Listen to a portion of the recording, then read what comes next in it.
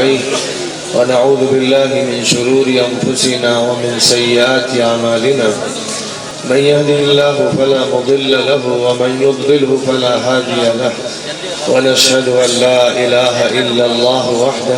صدیقین ہیں، اور صدیقین ان لوگوں کو کہتے ہیں جو نبیوں کی تصدیق میں پہل کرتے ہیں، جو نبیوں کی باتوں میں شک اور شبہ نہیں کرتے، جن کے اندر سے ایمان کا فوارہ پھوٹتا ہے، جن کا ایمان نہایت مضبوط ہوتا ہے، جو حق پر ثابت قدم رہنے والے ہیں، اور جن کے سردار حضرت ابو بکر صدیق رضی اللہ تعالیٰ عنہ ہیں، اور ہر پیغمبر کے ساتھ صدیقین تھے، اور پھر ما بعد کے دور میں بھی صدیقین رہے. قرآن پاک میں مسلمانوں کا تذکرہ کرتے ہوئے اولئک هم الصدیقون، ایمان والوں کے بارے میں، حق پر ثابت قدم رہنے والوں کے بارے میں فرمایا گیا وہ سب صدیق ہیں. وہ سارے لوگ صدیق ہیں جو ایمان کو مانے، صداقتوں کو تسلیم کرے، امانت و دیانت کے علم بردار بنے، اور اللہ کی تعلیمات اور نبی کے پیغامات کے بارے میں ادنا شک اور شبہ دل میں پیدا نہ ہونے دے. پھر فرمایا والشہداء، نمبر 3 پر وہ ہیں جو اپنی جانیں ہتھیلیوں پر لے کر خدا کی خدمت میں پیش کریں، جو اللہ کے دین کے لیے جانیں نشاور کریں، صرف پسینہ نہ بہائیں، صرف چھوٹی سی مشقت نہ اٹھائیں، بلکہ اس کے لیے بھی تیار ہو کہ اگر خدا کے دین کے لیے جان کی بازی لگانی پڑے گی تو لگا دیں. دل کا یہ ہو کہ ہم نے تو اللہ کے ہاتھ بیچ دی جانیں اور بیچ دیے اپنے مال، اب ہم مالک ہی کہاں؟ مالک تو اللہ، ہم تو اس کے بندے ہیں، اور وہ ہم کو ٹرسٹ سونپنے والا ہے، اور ہم ٹرسٹی ہیں، امانت دار ہیں. ہمیں جان بطور امانت کے دی گئی ہے، ہمیں وقت بطور امانت کے دیا گیا ہے، ہمیں ذہانت اور عقل بطور امانت کے دی گئی ہے، ہمیں مال بطور امانت کے دیا گیا ہے. جو کچھ بھی ہمارے پاس ہے اللہ نے اس کو بطور ایک ٹرسٹ کے اور ایک امانت کے عطا فرمایا ہے. اور اللہ وہ ہے کہ جو امانت سونپنے والا ہے، پیدا کرنے والا ہے، عطا فرمانے والا ہے. لہذا حق اسی کا ہے، جب چاہے امانت واپس لے لے، کیونکہ امانت کسی کی ملکیت نہیں ہوتی ہے، بلکہ ملکیت اس کی باقی رہتی ہے جس نے امانت رکھی ہے. جب چاہے وہ امانت کو واپس لے لے. اس لیے شہداء وہ ہیں جو گواہ ہیں اس بات کے اے دنیا سن لے کہ ہم اللہ کے مملوک ہیں، غلام ہیں، بندے ہیں، تابع فرمان ہیں. ہم نے سودا کر لیا اللہ سے اپنی جانوں کا، مالوں کا، اولاد کا، عزت کا، نام و نمود کا، شہرت کا، ہر چیز اللہ کے ہاتھ فروخت کر دی. اب اللہ جو چاہے فیصلہ فرمائے، تو ہم اس کے دین کی اطاعت اور دین کی تابعداری میں لگے رہیں. چوتھے نمبر پر ذکر فرمایا گیا الصالحین کا. صالحین ان کو کہتے ہیں جو نیک ہوں، متقی ہوں، پرہیزگار ہوں، اطاعت کرنے والے ہوں، فرائض کے پابند ہوں، محرمات سے بچنے والے ہوں، مشتبہ چیزوں سے حفاظت کرنے والے ہوں، گناہوں سے دور رہنے والے ہوں. ایسے لوگ الصالحین کہلاتے ہیں. تو ہر مسلم بندہ نماز میں اللہ سے کیا کہتا ہے؟ اے اللہ مجھے سیدھے راستے پر چلا دے، نبیوں کے راستے پر، صدیقین کے راستے پر، شہیدوں کے راستے پر، اور صالحین کے راستے پر چلا. اور ساتھ ہی ساتھ جو نگیٹو پوائنٹ ہے، منفی پہلو ہے، وہ بھی ذکر میں آنا ضروری ہے. کیا نہیں، کیا ہاں اور کیا نہیں. تو فرمایا غیر المغضوب علیہم ولا الضالین، ان کے راستے سے بچا لے، حفاظت فرما جن پر تیرا غصہ بھڑکا، جن سے تو ناراض ہے، جن پر لعنت برسائی گئی. اور اللہ ان کے راستے سے بھی حفاظت فرما جو بھٹکے ہوئے، جو صحیح راستہ چھوڑے ہوئے. اللہ ان سے ہماری حفاظت فرما. حضور اکرم صلی اللہ علیہ وسلم سے صحابہ کرام نے ایک موقع پر پوچھا کہ المغضوب علیہم اور الضالین سے کس طرح کے لوگ مراد ہیں؟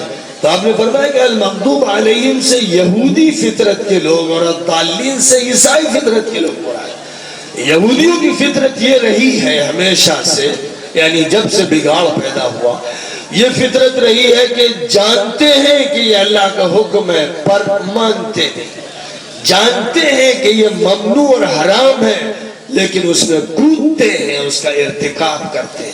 ٹھٹائی، عناد، سرکشی، ضد کا ماحول یہودیوں نے اختیار کیا اور اسی وجہ سے اللہ کی ان پر لعنت برسائی گئی۔ خدا تعالیٰ نے ان کو ملعون قرار دیا۔ قرآن پاک میں مختلف مقامات میں یہ ذکر ہے کہ وہ لعنتی لوگ ہیں۔ اور عیسائیوں کا مزاج یہ ہے کہ غلو کرنا، بات کا بتنگڑ بنانا، جہالت کی وجہ سے کبھی جیسس دی کرائسٹ کو سن آف گاڈ کہنا، کبھی گاڈ کہنا، کبھی یہ کہنا کہ وہ بیچ کی شخصیت ہے، ان کی پرسنالٹی نہ ہیومن بینگ سے تعلق رکھتی ہے اور نہ گاڈ کی ذات سے تعلق رکھتی ہے۔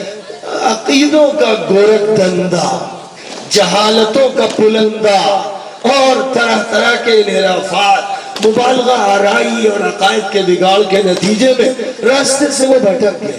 لہذا اس امت میں یا کسی بھی امت میں جو لوگ کسی انسان کو یا کسی بھی وجود کو خدا کے ہم پلہ قرار دے دیں، کسی نبی کے بارے میں، کسی ولی کے بارے میں، کسی ڈیوڑی اور آستانے کے بارے میں، کسی درخت اور دریا کے بارے میں، کسی بت اور صنم کے بارے میں، کسی قبر کے بارے میں اس طرح کا تصور قائم کرے کہ اس کے ذریعے سے قسمت بنتی ہے، اولاد ملتی ہے، شفا حاصل ہوتی ہے، ترقی ہوتی ہے، تو ایسے سب لوگ نہ صرف جاہل ہیں بلکہ مشرک ہیں، توحید سے محروم ہو گئے اور اللہ سے کٹ گئے اور اللہ کی مغفرت سے محروم کر دیے جانے کا اعلان کر دیا گیا۔ ان اللہ لا یغفر ان یشرک بہ ویغفر ما دون ذلک لمن یشاء۔ اللہ اس کو معاف نہیں کرتا کہ اس کے ساتھ شرک کیا، شرک کی معافی نہیں، معافی بدکاری کی ہے، شراب خوری کی ہے، جوے کی ہے، سٹے کی، بڑے سے بڑے گناہ کی معافی ہو سکتی ہے اگر اللہ چاہے، لیکن شرک کے بارے میں اللہ نے اعلان فرما دیا کہ میرا قانون ہے کہ میں معاف نہیں کروں گا جب تک شرک سے توبہ نہ کی جائے۔ جو شرک سے توبہ کر لے گا اس کی معافی ہے، شرک چھوڑ دے گا اس کی معافی، لیکن شرک کرتے ہوئے انسان معافی سے محروم ہو جاتا ہے اور اس کا اعلان فرما دیا گیا۔ تو جو لوگ بھٹکتے ہیں اور بھٹکتے بھٹکتے یہاں تک پہنچتے ہیں کہ خدا کی خدائی میں مداخلت شروع کر دیتے ہیں اور کسی کو خدا کا شریک ٹھہرا دیتے ہیں، خدا کا حریف بنا دیتے ہیں، خدا کے مقابل کھڑا کر دیتے ہیں، ایسے سب لوگ توحید سے محروم ہوتے چلے جاتے ہیں اور شرک میں ملوث ہوتے چلے جاتے ہیں۔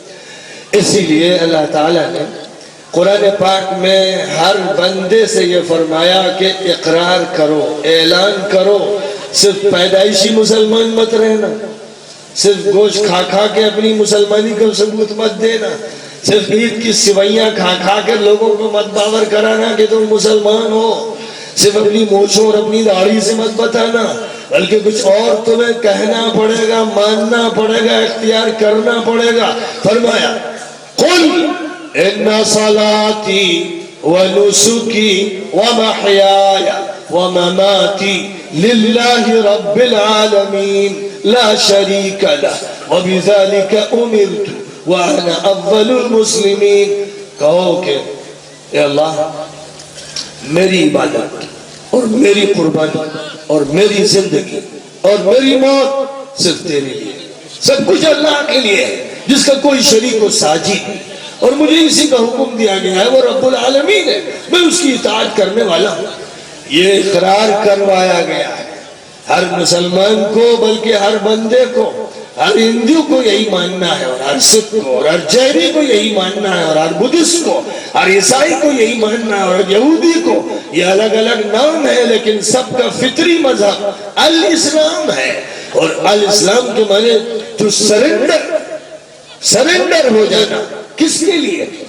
کسی انسانی طاقت کے لیے نہیں، کسی حکومت کے لیے نہیں، سرنڈر ہو جانا اللہ کے لیے، اللہ کے سامنے جھک جانا، اللہ کی ماننا، یہ ہے الاسلام۔ یہی بات کہی گئی ویدوں میں، یہی سکھائی گئی گیتا میں، یہی سنائی گئی old Testament of the Bible میں اور new Testament of the Bible میں، یہی سنائی گئی زندوستہ میں، یہی سنائی گئی بدھ مذہب میں، کنفیوشس مذہب میں، اور یہی سنائی گئی بات تمام مذاہب میں، جن کا تعلق آسمان سے ہے، جن کا تعلق اس خالق کائنات سے ہے جس نے ہر چیز کو پیدا فرمایا۔ ہر جگہ یہی کہا گیا کہ اس ایک ایشور کی اور گاڈ کی پوجا کرو، اسی کی مانو، اسی سے مانگو، ہاتھ اسی کے سامنے پھیلاؤ، عبادت اسی کی کرو، اور یہ سمجھو کہ اس نے تمہیں اس لیے پیدا کیا کہ اس دنیا میں تم اس کے احکام اور اس کے کمانڈمنٹس کو نافذ کرو۔ ایگزیکیوٹ کرنے کے لیے تم کو اللہ نے طاقتیں عطا فرمائی، ان طاقتوں کا استعمال خدا کی بندگی کے لیے کرتے رہو۔ فرمایا وَمَا خَلَقْتُ الْجِنَّ وَالْإِنسَ إِلَّا لِيَعْبُدُونَ، میں نے مانوتا کو، انسانوں کو، مینکائنڈ کو، اور میں نے جنوں کو جو نظر نہیں آتے چھپے ہوئے ہیں، جن کے بارے میں طرح طرح کے جاہلانہ خیالات لوگوں نے پال لیے، بھوت اور پریت اور بدروحیں اور کیا کیا طرح طرح کے الفاظ تراش لیے گئے، اور میں نے جنوں کو اور انسانوں کو صرف اس لیے پیدا کیا کہ وہ میری بندگی کریں، میری اطاعت کریں، میری بات مانیں، میرے احکام پر چلیں۔ کیسے ہوگی؟ کیا طریقہ ہے اس کا؟ اس کا طریقہ یہ بتا دیا گیا کہ صرف اور صرف پیغمبر کے ذریعے تم اللہ تک پہنچ سکتے، پیغمبر کے علاوہ کوئی راستہ نہیں۔ کوئی دعوے دار، فلسفر، تھنکر، کوئی بھی بڑے سے بڑا رائٹر، کوئی بھی سیاسی لیڈر رہنمائی نہیں کر سکتا۔ کسی کے پاس رہنمائی کا نظام اور ضابطہ نہیں۔ رہنمائی کے لیے ضروری ہے کہ خدا تعالیٰ کی طرف سے میسیجز آئے ہوں، پیغام آئے ہوں، اور ان کو ریسیو کیا ہو اس کے منتخب پیغمبر نے اور نبی نے۔ اب اس کا کام یہ ہے کہ وہ بتائے طریقہ کیا ہے۔ تو اللہ کے جو پیغمبر آتے رہے، میں نے عرض کیا کہ لِكُلِّ قَوْمٍ ہَادٍ، ہر قوم کا کوئی رہبر رہا ہے۔ اس ہندوستان میں کون کون اللہ کے رہبر تھے؟ بدھا تھے، رام تھے، کرشن تھے، کون تھے اللہ جانے، ہمیں نہیں معلوم، اس لیے کہ ہمارے پاس ایگزیکٹلی معلومات اس سلسلے میں نہیں ہے، لیکن ضرور تھے۔ ہندوستان میں بھی تھے، افریقہ میں بھی تھے، اور آسٹریلیا میں بھی تھے، اور دنیا کے ہر ملک میں کسی نہ کسی دور میں کوئی نبی آیا، لیکن پھر اللہ کی طرف سے آخری نبی آیا، اور آخری نبی 1400 سال پہلے آیا۔ اس عرصے میں کوئی نبی نہیں آیا، پوری دنیا میں نہیں آیا۔ اس لیے اس عرصے میں کسی نبی کو ماننے کی بات جہالت، خرافات، جھوٹ ہے، فراڈ ہے۔ اب اس عرصے سے پہلے آئے انہیں ہم سب مانتے ہیں، ہم ان کے منکر نہیں۔ اللہ نے فرمایا منہم من قصصنا علیہ ومنہم من لم نقصص علیہ، بہت سو کے واقعات ہم نے بیان کر دیے ہیں اور بہت سو کے واقعات نہیں بیان کیے ہیں، لیکن آئے ہیں ہر علاقے میں، ہر آبادی کو اللہ کی طرف سے مخاطب کیا گیا ہے۔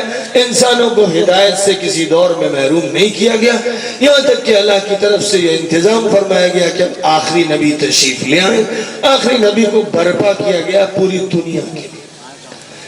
مسلم قوم جو آج کہلاتی ہے، جو کہیں 5%، کہیں 10%، کہیں 20%، کہیں 25%، کہیں کم، کہیں بیش، اپنا تعارف اس طرح کراتی ہے کہ بھئی آپ مسلمان ہیں اتنے فیصد، یہ سب بیوقوفی کی باتیں، فضول بکواس ہے۔ حضور پاک علیہ السلام کی امت پوری دنیا کے انسان آخری نبی کی امت ہے، اور فرمایا حضور پاک علیہ السلام نے کہ میری ساری امت کو نجات ملے گی، جنت ملے گی، ساری امت کو نوازا جائے گا سوائے ان لوگوں کے جو میری بات نہ مانے۔ یوں تقسیم کیا گیا۔ تقسیم یہ ہے، فرمایا کہ میری ساری امت جنت میں جائے گی، کل امتی یدخلون الجنت الا من ابا، انکار کرنے والے نہیں جائیں گے۔ انکار کون کر رہا ہے؟ اذان دی جا رہی ہے، جو نماز پڑھنے نہیں آ رہا وہ انکار کر رہا ہے۔ حج کے لیے بلایا جا رہا ہے اور پیسہ ہوتے ہوئے جو حج کو نہیں جا رہا انکار کر رہا ہے۔ روزے کے لیے دعوت دی جا رہی، جو روزہ نہیں رکھ رہا انکار کر رہا ہے۔ زکوٰۃ کا حکم دیا جا رہا ہے، جو زکوٰۃ نہیں دے رہا انکار کر رہا ہے۔ ممنوع قرار دیا جا رہا ہے شراب کو، جوئے کو، بدکاری کو، فحاشی کو، عیاشی کو، بدماشی کو، بدعملی کو، اور جو اس کو نہیں چھوڑ رہا ہے انکار کر رہا ہے۔ حکم دیا جا رہا ہے، نظام آیا۔ ایسا نہیں ہوا کہ خدا تعالیٰ نے کسی قوم کو ریفارمر سے، مصلح سے، پیغمبر سے، پروفٹ سے، نبی سے محروم کر دیا۔ جس طرح اللہ نے کھانے سے محروم نہیں کیا، پانی سے محروم نہیں کیا، کپڑے سے محروم نہیں کیا، آکسیجن سے محروم نہیں کیا، پودوں سے محروم نہیں کیا۔ کیسی عجیب بات ہوتی کہ جسم کے لیے تو اللہ انتظام کر رہا ہے، پیٹ کے لیے انتظام کیا جا رہا ہے، پیاس کے لیے انتظام کیا جا رہا ہے، برہنگی کے لیے انتظام کیا جا رہا ہے، سر چھپانے کے لیے انتظام کیا جا رہا ہے، اور طرح طرح کی چیزوں کو کھانے کا انتظام کیا جا رہا ہے، اور ہدایت کا انتظام نہیں کیا جا رہا۔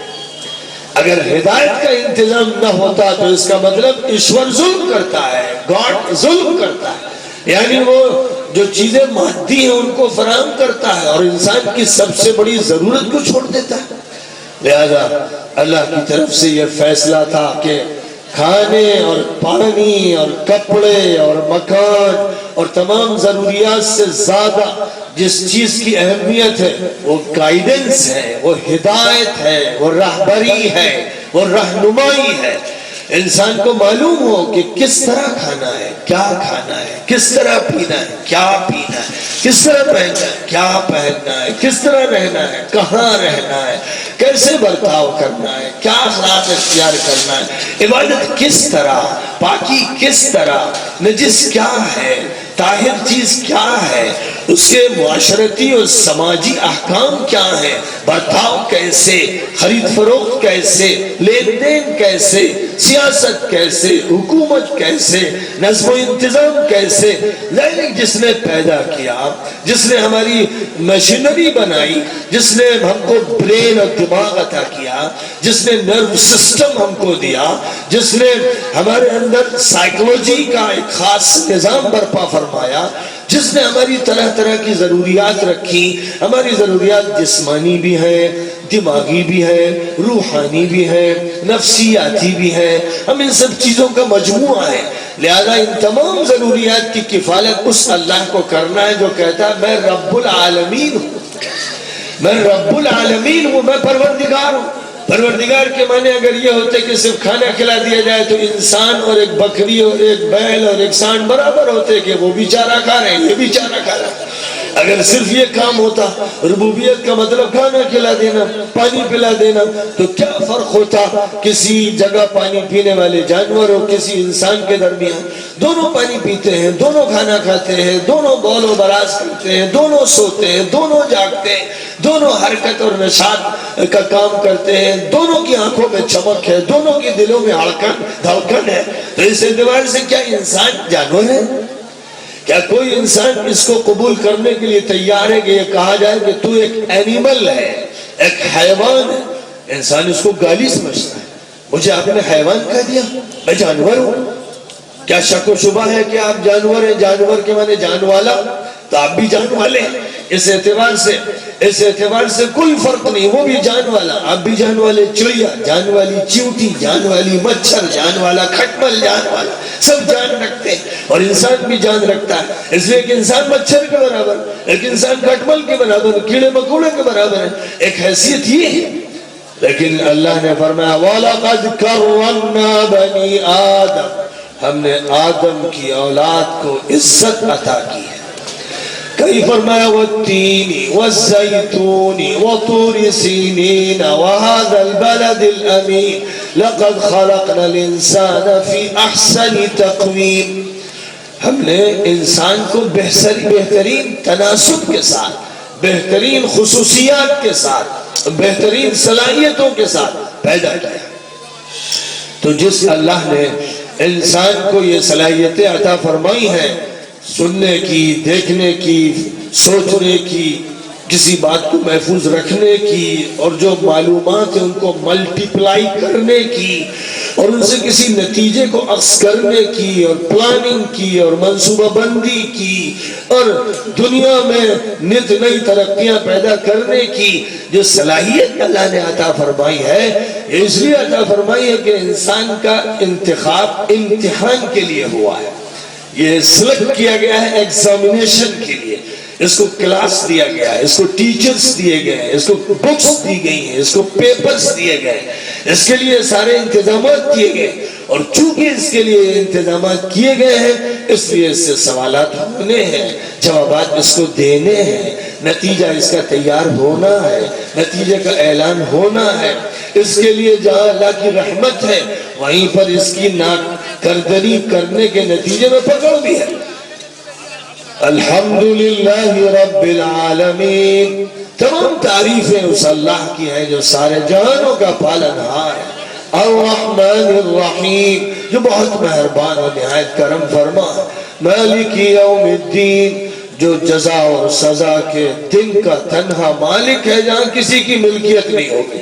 اس دنیا میں تو مجازی ملکیتیں ہیں، کوئی مکان کا مالک، کوئی دکان کا، کوئی کھیت کا، کوئی کلیان کا، اگرچہ مجازی مالک ہے، وقتی مالک ہے، محدود مالک ہے، لیکن ہے۔ لیکن جب معیشت کا عالم بپا ہوگا تو ساری ملکیتیں ختم ہو جائیں گی، اس وقت ملکیت صرف اللہ کی رہے گی۔ مالک یوم الدین، ایاک نعبد و ایاک نستعین، اے اللہ ہم صرف تیری بندگی کرتے ہیں۔ یہ اقرار ہے، یہ عہد و پیمان ہے، یہ اعلان ہے، یہ ایمان کا اظہار ہے، یہ بنیادی عقیدے کا تذکرہ ہے، اور قرآن پاک کی اس آیت کریمہ کے ذریعے سے جس کو بطور دعا کے پڑھوایا جاتا ہے اور نماز میں جس کو پڑھنے کو لازم قرار دے دیا گیا ہے، یوں کہا جاتا ہے ایاک نعبد و ایاک نستعین، اے ہمارے مالک و پروردگار ہم صرف تیری بندگی کرتے ہیں، تیری عبادت، تیری پوجا، تیرے سامنے سجدہ، تیرے نام پر قربانی، تیرے کعبہ مقدسہ کا طواف اور تیرا ذکر اور تیرے کلام کی تلاوت، تیری طرف رجوع، تجھ سے بھیک مانگنا، تجھ سے مدد طلب کرنا، یہ ہمارا کام ہے۔ ایاک نعبد و ایاک نستعین، ہم صرف تجھی سے مدد چاہتے ہیں۔ اور بندہ جس مدد کا تذکرہ کرتا ہے اللہ تعالیٰ کی طرف سے، انسان کی ضروریات میں جو سب سے اہم ضرورت ہے اس کو بیان کر دیا گیا۔ جو کرسچن پریئر ہے وہ اپنی پریئر میں کہتے ہیں آسمان کے باپ ہم کو روٹی دے، اے آسمان کے باپ، آسمان والے باپ ہم کو روٹی دے، یہ کرسچن پریئر کا کے ورڈز ہیں۔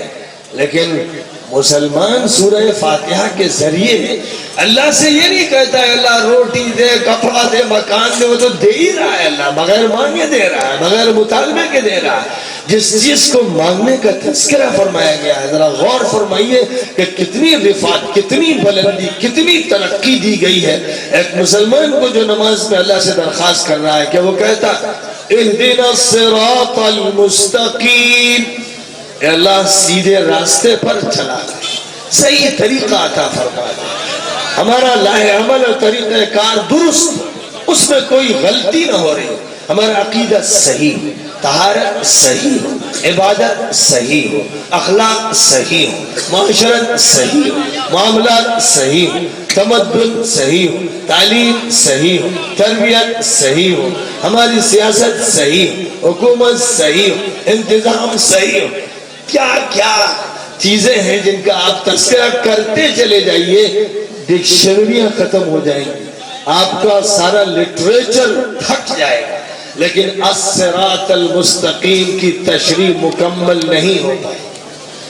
بندہ اللہ سے یہ مانگ رہا ہے کہ اللہ لمحہ بہ لمحہ میری حفاظت فرما، میں کوئی غلط قدم نہ اٹھاؤں، میں کوئی غلط بات نہ سوچوں، میں کوئی غلط جذبہ اپنے اندر پیدا نہ کروں، میں کسی غلط چیز پر نگاہ نہ ڈالوں، اے اللہ میرے کان غلط بات نہ سنیں، اے اللہ میری زبان غلط لفظ نہ بولے، اے اللہ میرے ہاتھ غلط چیز نہ پکڑیں، اے اللہ میرے پیر غلط رخ پر نہ جائیں، اے اللہ میرے اندر کوئی غلط چیز، حرام لقمہ، پانی کا قطرہ داخل نہ ہونے پائے۔ یہ دعا ہر نمازی نماز کی ہر رکعت میں اللہ تعالیٰ سے کر رہا ہے اہدنا الصراط المستقیم، اے اللہ سیدھے راستے کی رہنمائی عطا فرما، سیدھے راستے پر چلا دے، سیدھے راستے پر جمع دے۔ اور سیدھا راستہ کون سا؟ ہر مدعی دعویٰ کرتا ہے کہ ہمارا راستہ سیدھا ہے، ہر غلط کار کہتا ہے کہ ہم سیدھے راستے پر، ہر کھٹا دہی رکھنے والا بتاتا ہے کہ میرا دہی میٹھا، ہر ڈالڈا بیچنے والا کہتا ہے کہ دیسی گھی بیچ رہا ہوں، ہر دودھ میں ملاوٹ کرنے والا کہتا ہے بالکل اصلی دودھ ہے۔ جھوٹ بولنا لوگوں کی عادت میں داخل ہو گیا اور لوگوں کے کاروبار کا ذریعہ بن گیا۔ لوگوں نے اس کا استعمال اس طرح کیا جیسے حلال طیب کا استعمال کیا جائے۔ قرآن کے الفاظ میں کل حزب بما لدیہم فرحون، ہر جماعت، ہر جتھا، ہر گروہ، ہر پارٹی جو کچھ اپنے پاس رکھتی ہے اس پر مگن مست ہے، سمجھ رہے ہیں کہ بس ہماری بات صحیح ہے۔ حالانکہ اگر وہ کسی غیر جانبدار کو حکم بناتے اور یہ کہتے کہ آپ فیصلہ کیجئے، تو کتنوں کے بارے میں فیصلے ایسے صادر ہوتے جو ان کو غلط کار بتاتے، منحرف بتاتے۔ لیکن افسوس یہ ہے کہ ہر مدعی اپنے بارے میں دعوے کر رہا ہے۔ اب ایسے موقع پر کیا بات صحیح ہے؟ نماز میں مسلم کو وہ بھی سکھا دی گئی، صراط الذین انعمت علیہم، اے اللہ ان لوگوں کے راستے پر ہم کو چلا دے جن پر تو نے انعام فرمایا۔ کون لوگ ہیں جن پر اللہ کا انعام ہوا ہے؟ کون لوگ ہیں جن پر اللہ کا فضل ہوتا ہے؟ کون لوگ ہیں جن کو اللہ مقبول فرماتا ہے؟ کون لوگ ہیں جن کو اللہ کی رضا ملتی ہے؟ اولئک الذین انعم اللہ علیہم من النبیین والصدیقین والشہداء والصالحین وحسن اولئک رفیقا۔ فرمایا کہ جن پر اللہ کا انعام ہوا ہے، نمبر 1 پر نبی ہیں، نمبر 2 پر صدیق ہیں، نمبر 3 پر شہید ہیں، نمبر 4 پر صالح اور نیک لوگ۔ پہلا طبقہ ہدایت یافتہ لوگوں کا جنہوں نے ہدایت دینے کا کام بھی سنبھال رکھا ہے، وہ انبیاء کرام، رسولان عظام، ان کو سب سے بلند مقام حاصل ہے۔ اور ایک نمازی اللہ سے یہ کہتا ہے کہ اللہ ہمیں ان کے راستے پر چلا، اے اللہ ہم کو آدم کے راستے پر، ادریس اور شیس کے راستے پر، نوح کے راستے پر، ہود و صالح کے راستے پر، لوط و شعیب کے راستے پر، ابراہیم و اسحاق و اسماعیل و یعقوب و یوسف کے راستے پر، اے اللہ موسیٰ کے راستے پر، عیسیٰ کے راستے پر، اور اے اللہ پھر آخری نبی حضرت محمد مصطفیٰ صلی اللہ علیہ وسلم کے راستے پر چلا۔ یہ دعا کی جائے، بڑی جامع ترین دعا، ہسٹوریکل دعا، یعنی یہ دعا ایسی ہے کہ اگر اسی دعا کی تفصیلات لکھی جائیں تو کئی جلدوں کی کتاب تیار ہو جائے گی، کئی والیوم کی کتاب تیار ہو جائے گی، کیونکہ اس میں بائیوگرافی ہوگی نبیوں کی، رسولوں کی، مصلحین کی، اللہ کے مقبول بندوں کی، اولیاء اللہ کی، اور ان کے طریقوں کا تذکرہ ہوگا، انہوں نے کس طرح کام کیا، کیسے ان کے شب و روز گزرتے تھے، یہ ساری تفصیلات بیان کی جائیں گی۔ تب صراط الذین انعمت علیہم کی تفسیر ہوگی۔ سورہ فاتحہ کی اگر تفسیر کی جائے تو سچی بات یہ ہے کہ سینکڑوں جلدیں کافی نہیں ہوں، سینکڑوں جلدیں لکھی جائیں گی اور کافی نہیں، کاغذ ختم ہو جائے گا، روشنائی جواب دے دے گی، قلم کی نبیں ٹوٹ جائیں گی اور لکھنے والے تھک جائیں گے، انگلیاں شل ہو جائیں گی، لیکن قرآن پاک کی ایک سورہ کی تشریح مکمل نہیں ہو سکتی۔ یہ ایسا جامع اور ہمگیر کلام ہے جس میں سمندر کو کوزے میں بند کر دیا گیا ہے، جس میں دریاؤں کو ایک چھوٹی سی پیالی میں ایک آبخورے میں سمیٹ دیا گیا ہے۔ یہ ایک جامع اور ہمگیر کلام ہے جس میں دعا سکھائی جا رہی ہے، تو فرمایا جا رہا ہے کہ اللہ سے ہدایت مانگو۔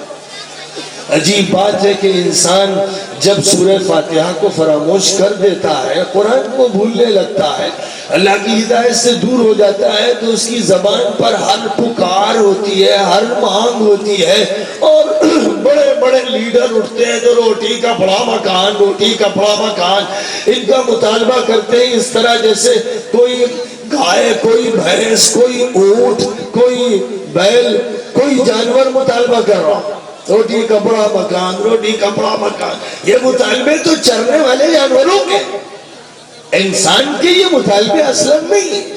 یہ تو مطالبے ایسے ہیں کہ اللہ تعالیٰ نے اس دنیا میں عدل و انصاف کے ساتھ اور بڑی فراخی اور وسعت کے ساتھ ساری چیزیں رکھی ہیں۔ اگر دنیا کی غلط کار طاقتیں اس دنیا کا استحصال نہ کریں اور لوگوں کی ضرورتوں، لوگوں کی معاشی صورتحال کے منفی رویہ اختیار نہ کریں اور اس زمین کی وسعت کے مطابق لوگوں کو حق دیں اور جو زمین کی پیداوار ہے اس کو لوگ استعمال کر سکیں، تو کوئی انسان اس روئے زمین پر بھوکا نہیں رہ سکتا، کوئی انسان پیاسا نہیں رہ سکتا، کوئی انسان ایسا نہیں ہے کہ جس کو دوا نہ ملے، کوئی انسان ایسا نہیں ہوگا جس کو کپڑے نہ ملے۔ ایسا کیوں ہوتا ہے کہ لوگ بھوکے بھی ہوتے ہیں؟ ایسا کیوں ہوتا ہے کہ پیاسے بھی ہوتے ہیں؟ ایسا کیوں ہوتا ہے کہ لوگوں کو مکان نہیں ملتے؟ ایسا کیوں ہوتا ہے؟ یہ دنیا کے حکمرانوں، جال سازوں اور مکار سیاستدانوں کی خباثتوں اور ان کی بدماشیوں کا نتیجہ ہوتا ہے، یہ ان کی غلط پالیسیوں کا نتیجہ ہوتا ہے۔ یہ اللہ کا ظلم نہیں، خدا نے اس زمین کو بہت وسیع بنایا ہے اور اس میں ہر طرح کے انتظامات کیے اور اعلان فرمایا وَمَا مِن دَابَّةٍ فِي الْأَرْضِ إِلَّا عَلَى اللَّهِ رِزْقُهَا، کوئی جاندار اس زمین کے اوپر نہیں ہے جس کے رزق کی ذمہ داری اللہ نے لے نہ لی۔ اللہ نے ذمہ داری لے لی ہے سمندر اور دریا میں رواں دواں مچھلیوں کی، سمندری جانوروں کی ذمہ داری اللہ نے لی ہے، آپ انہیں کھانا نہیں بانٹ رہے ہیں۔ پرندوں کی ذمہ داری اللہ نے لی ہے، آپ پرندوں کو دانے دینے نہیں جا رہے ہیں۔ بلوں میں چیونٹیوں کی ذمہ داری اللہ نے لی ہے، کیڑے مکوڑوں کی غذا کی ذمہ داری اللہ نے لی ہے، اور جنگل کے درندوں کی ذمہ داری اللہ نے لی، اور اللہ اس ذمہ داری کو پورا فرما رہا۔ جہاں انسان کا عمل دخل شروع ہوا بس وہیں بگاڑ شروع ہوتا ہے۔ جہاں انسان بگاڑ پیدا کرنا چاہتا ہے کہ لوگوں کا حصہ چھین لے، چاہتا ہے کہ اپنی حرص اور لالچ کی بنیاد پر وہ دوسروں کے حق کو جھپٹ لے، جہاں یہ صورتحال ہوتی ہے بس وہیں پر بے انصافی ہوتی ہے، عدل کا قتل ہوتا ہے اور لوگ مصیبتوں میں پڑتے ہیں۔ خدا کی طرف سے تو سب کا انتظام ہے، اور رب العالمین تو دعا میں کہا گیا صراط الذین انعمت علیہم، اور سر فہرست انبیاء نمبر 2 پر الصدیقین ہے، اور الصدیقین ان لوگوں کو کہتے ہیں جو نبیوں کی تصدیق میں پہل کرتے ہیں، جو نبیوں کی باتوں میں شک اور شبہ نہیں کرتے، جن کے اندر سے ایمان کا فوارہ پھوٹتا ہے، جن کا ایمان نہایت مضبوط ہوتا ہے، جو حق پر ثابت قدم رہنے والے ہیں، اور جن کے سردار حضرت ابو بکر صدیق رضی اللہ تعالیٰ عنہ ہیں، اور ہر پیغمبر کے ساتھ صدیقین تھے، اور پھر ماں بعد کے دور میں بھی صدیقین رہے۔ قرآن پاک میں مسلمانوں کا تذکرہ کرتے ہوئے اولئک هم الصدیقون، ایمان والوں کے بارے میں، حق پر ثابت قدم رہنے والوں کے بارے میں فرمایا گیا وہ سب صدیق ہیں، وہ سارے لوگ صدیق ہیں جو ایمان کو مانے، صداقتوں کو تسلیم کرے، امانت و دیانت کے علم بردار بنے، اور اللہ کی تعلیمات اور نبی کے پیغامات کے بارے میں ادنا شک اور شبہ دل میں پیدا نہ ہونے دیں۔ پھر فرمایا والشہداء، نمبر 3 پر وہ ہیں جو اپنی جانیں ہتھیلیوں پر لے کر خدا کی خدمت میں پیش کریں، جو اللہ کے دین کے لیے جانیں نشاور کریں، صرف پسینہ نہ بہائیں، صرف چھوٹی سی مشقت نہ اٹھائیں، بلکہ اس کے لیے بھی تیار ہو کہ اگر خدا کے دین کے لیے جان کی بازی لگانی پڑے گی تو لگا دیں۔ دل کا یہ ہو کہ ہم نے تو اللہ کے ہاتھ بیچ دی جانیں اور بیچ دیے اپنے مال، اب ہم مالک ہی کہاں؟ مالک تو اللہ، ہم تو اس کے بندے ہیں، اور وہ ہم کو ٹرسٹ سونپنے والا ہے، اور ہم ٹرسٹی ہیں، امانت دار ہیں۔ ہمیں جان بطور امانت کے دی گئی ہے، ہمیں وقت بطور امانت کے دیا گیا ہے، ہمیں ذہانت اور عقل بطور امانت کے دی گئی ہے، ہمیں مال بطور امانت کے دیا گیا ہے۔ جو کچھ بھی ہمارے پاس ہے اللہ نے اس کو بطور ایک ٹرسٹ کے اور ایک امانت کے عطا فرمایا ہے، اور اللہ وہ ہے کہ جو امانت سونپنے والا ہے، پیدا کرنے والا ہے، عطا فرمانے والا ہے، لہذا حق اسی کا ہے، جب چاہے امانت واپس لے لے، کیونکہ امانت کسی کی ملکیت نہیں ہوتی ہے بلکہ ملکیت اس کی باقی رہتی ہے جس نے امانت رکھی ہے، جب چاہے وہ امانت کو واپس لے لے۔ اس لیے شہداء وہ ہیں جو گواہ ہیں اس بات کے کہ دنیا سن لے کہ ہم اللہ کے مملوک ہیں، غلام ہیں، بندے ہیں، تابع فرمان ہیں۔ ہم نے سودا کر لیا اللہ سے اپنی جانوں کا، مالوں کا، اولاد کا، عزت کا، نام و نمود کا، شہرت کا، ہر چیز اللہ کے ہاتھ فروخت کر دی۔ اب اللہ جو چاہے فیصلہ فرمائے تو ہم اس کے دین کی اطاعت اور دین کی تابعداری میں لگے رہیں۔ چوتھے نمبر پر ذکر فرمایا گیا الصالحین کا۔ صالحین ان کو کہتے ہیں جو نیک ہوں، متقی ہوں، پرہیزگار ہوں، اطاعت کرنے والے ہوں، فرائض کے پابند ہوں، محرمات سے بچنے والے ہوں، مشتبہ چیزوں سے حفاظت کرنے والے ہوں، گناہوں سے دور رہنے والے ہوں، ایسے لوگ الصالحین کہلاتے ہیں۔ تو ہر مسلم بندہ نماز میں اللہ سے کیا کہتا ہے؟ اے اللہ مجھے سیدھے راستے پر چلا دے، نبیوں کے راستے پر، صدیقین کے راستے پر، شہیدوں کے راستے پر اور صالحین کے راستے پر چلا۔ اور ساتھ ہی ساتھ جو نگیٹو پوائنٹ ہے، منفی پہلو ہے، وہ بھی ذکر میں آنا ضروری ہے۔ کیا نہیں، کیا ہاں اور کیا نہیں؟ تو فرمایا غیر المغضوب علیہم ولا الضالین، ان کے راستے سے بچا لے، حفاظت فرما جن پر تیرا غصہ بھڑکا، جن سے تو ناراض ہے، جن پر لعنت برسائی گئی، اور اللہ ان کے راستے سے بھی حفاظت فرما جو بھٹکے ہوئے، جو صحیح راستہ چھوڑے ہوئے، اللہ ان سے ہماری حفاظت فرما۔ حضور اکرم صلی اللہ علیہ وسلم سے صحابہ کرام نے ایک موقع پر پوچھا کہ المغضوب علیہم اور الضالین سے کس طرح کے لوگ مراد ہیں؟ تو آپ نے فرمایا کہ المغضوب علیہم سے یہودی فطرت کے لوگ اور الضالین سے عیسائی فطرت کے لوگ مراد ہیں۔ یہودیوں کی فطرت یہ رہی ہے ہمیشہ سے، یعنی جب سے بگاڑ پیدا ہوا، یہ فطرت رہی ہے کہ جانتے ہیں کہ یہ اللہ کا حکم ہے پر مانتے نہیں، جانتے ہیں کہ یہ ممنوع اور حرام ہے لیکن اس میں کودتے ہیں، اس کا ارتکاب کرتے ہیں۔ ٹھٹائی، عناد، سرکشی، ضد کا ماحول یہودیوں نے اختیار کیا، اور اسی وجہ سے اللہ کی ان پر لعنت برسائی گئی۔ خدا تعالیٰ نے ان کو ملعون قرار دیا۔ قرآن پاک میں مختلف مقامات میں یہ ذکر ہے کہ وہ لعنتی لوگ ہیں۔ اور عیسائیوں کا مزاج یہ ہے کہ غلو کرنا، بات کا بتنگڑ بنانا، جہالت کی وجہ سے کبھی جیسس دی کرائسٹ کو سن آف گاڈ کہنا، کبھی گاڈ کہنا، کبھی یہ کہنا کہ وہ بیچ کی شخصیت ہے، ان کی پرسنالٹی نہ ہیومن بینگ سے تعلق رکھتی ہے اور نہ گاڈ کی ذات سے تعلق رکھتی ہے۔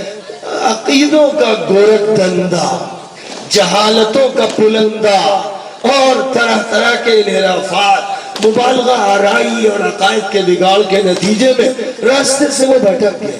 لہذا اس امت میں یا کسی بھی امت میں جو لوگ کسی انسان کو یا کسی بھی وجود کو خدا کے ہم پلہ قرار دے دیں، کسی نبی کے بارے میں، کسی ولی کے بارے میں، کسی ڈیوڑی اور آستانے کے بارے میں، کسی درخت اور دریا کے بارے میں، کسی بت اور صنم کے بارے میں، کسی قبر کے بارے میں اس طرح کا تصور قائم کریں کہ اس کے ذریعے سے قسمت بنتی ہے، اولاد ملتی ہے، شفا حاصل ہوتی ہے، ترقی ہوتی ہے، تو ایسے سب لوگ نہ صرف جاہل ہیں بلکہ مشرک ہیں، توحید سے محروم ہو گئے اور اللہ سے کٹ گئے اور اللہ کی مغفرت سے محروم کر دیے جانے کا اعلان کر دیا گیا۔ ان اللہ لا یغفر ان یشرک بہ ویغفر ما دون ذلک لمن یشاء۔ اللہ اس کو معاف نہیں کرتا کہ اس کے ساتھ شرک کیا. شرک کی معافی نہیں. معافی بدکاری کی ہے، شراب خوری کی ہے، جوے کی ہے، سٹے کی، بڑے سے بڑے گناہ کی معافی ہو سکتی ہے اگر اللہ چاہے.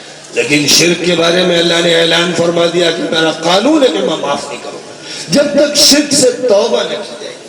جو شرک سے توبہ کر لے گا اس کی معافی ہے، شرک چھوڑ دے گا اس کی معافی.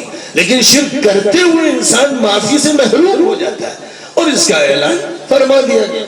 تو جو لوگ بھٹکتے ہیں اور بھٹکتے بھٹکتے یہاں تک پہنچتے ہیں کہ خدا کی خدائی میں مداخلت شروع کر دیتے ہیں اور کسی کو خدا کا شریک ٹھہرا دیتے ہیں، خدا کا حریف بنا دیتے ہیں، خدا کے مقابل کھڑا کر دیتے ہیں، ایسے سب لوگ توحید سے محروم ہوتے چلے جاتے ہیں اور شرک میں ملوث ہوتے چلے جاتے ہیں. اسی لیے اللہ تعالیٰ نے قرآن پاک میں ہر بندے سے یہ فرمایا کہ اقرار کرو، اعلان کرو. صرف پیدائشی مسلمان مت رہنا، صرف گوشت کھا کھا کے اپنی مسلمانی کو ثبوت مت دینا، صرف عید کی سوئیاں کھا کھا کے لوگوں کو مت باور کرانا کہ تم مسلمان ہو، صرف اپنی مونچھوں اور اپنی داڑھی سے مت بتانا، بلکہ کچھ اور تمہیں کہنا پڑے گا، ماننا پڑے گا، اختیار کرنا پڑے گا. فرمایا قل ان صلاتي ونسكي ومحياي ومماتي لله رب العالمين لا شريك له وبذلك امرت وانا اول المسلمين. کہو کہ اے اللہ میری عبادت اور میری قربانی اور میری زندگی اور میری موت صرف تیرے لیے، سب کچھ اللہ کے لیے ہے جس کا کوئی شریک و ساجی نہیں، اور مجھے اسی کا حکم دیا گیا ہے، وہ رب العالمین ہے، میں اس کی اطاعت کرنے والا ہوں. یہ اقرار کروایا گیا ہے ہر مسلمان کو، بلکہ ہر بندے کو، ہر ہندو کو یہی ماننا ہے، اور ہر سکھ کو، اور ہر جینی کو یہی ماننا ہے، اور ہر بدھسٹ کو، ہر عیسائی کو یہی ماننا ہے، اور یہودی کو. یہ الگ الگ نام ہے لیکن سب کا فطری مذہب الاسلام ہے.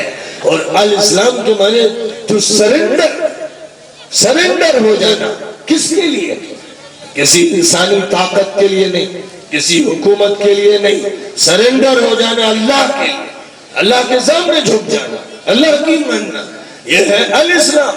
یہی بات کہی گئی ویدوں میں، یہی سکھائی گئی گیتا میں، یہی سنائی گئی old Testament of the Bible میں اور new Testament of the Bible میں، یہی سنائی گئی زندوستا میں، یہی سنائی گئی بدھ مذہب میں، کنفیوشس مذہب میں، اور یہی سنائی گئی باتیں ان تمام مذاہب میں جن کا تعلق آسمان سے ہے، جن کا تعلق اس خالق کائنات سے ہے جس نے ہر چیز کو پیدا فرمایا. ہر جگہ یہی کہا گیا کہ اسے ایک ایشور کی اور گاڈ کی پوجا کرو، اسی کی مانو، اسی سے مانگو، ہاتھ اسی کے سامنے پھیلاؤ، عبادت اسی کی کرو، اور یہ سمجھو کہ اس نے تمہیں اس لیے پیدا کیا کہ اس دنیا میں تم اس کے احکام اور اس کے کمانڈمنٹس کو نافذ کرو. ایگزیکیوٹ کرنے کے لیے تم کو اللہ نے طاقتیں عطا فرمائی، ان طاقتوں کا استعمال خدا کی بندگی کے لیے کرتے رہو. فرمایا وَمَا خَلَقْتُ الْجِنَّ وَالْإِنسَ إِلَّا لِيَعْبُدُونَ.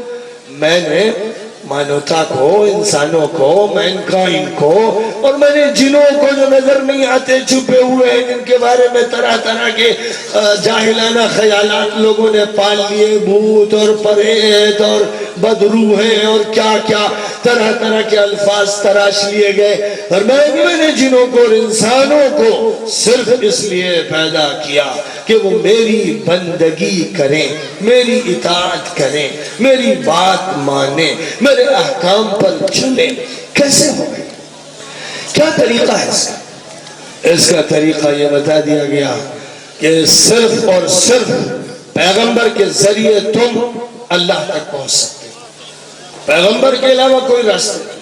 کوئی دعوے دار، فلسفر، تھنکر، کوئی بھی بڑے سے بڑا رائٹر، کوئی بھی سیاسی لیڈر رہنمائی نہیں کر سکتا. کسی کے پاس رہنمائی کا نظام اور ضابطہ نہیں ہے. رہنمائی کے لیے ضروری ہے کہ خدا تعالیٰ کی طرف سے میسیجز آئے ہوں، پیغام آئے ہوں اور ان کو ریسیو کیا ہو اس کے منتخب پیغمبر نے اور نبی نے.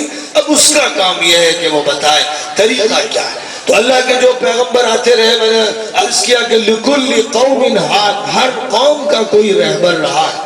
اس ہندوستان میں کون کون اللہ کے رہبر تھے؟